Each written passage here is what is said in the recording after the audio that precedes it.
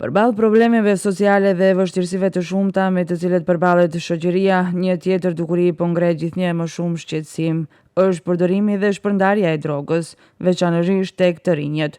Rastet e evidentuara nga policia po bëhen gjithnjë më të shpeshta, ndërsa një gjë e tillë ka ndodhur edhe sot, ka raportuar policia.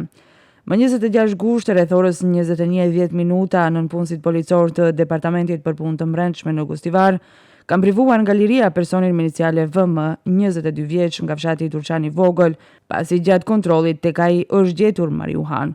Nga policia bëjnë të ditur se rasti është në proces të dokumentimit dhe pas përfundimit të procedurave, ndaj të dyshuarit do të pasojë kallëzim përkatës.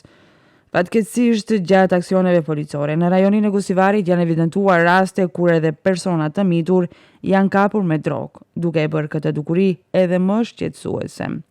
Pikërisht për këtë arsye, institucionet kompetente kanë intensifikuar kontrollet dhe aksionet kundër posedimit dhe shpërndarjes së lëndëve narkotike, me fokus të veçantë te parandalimi i përfshirjes së të rinjeve.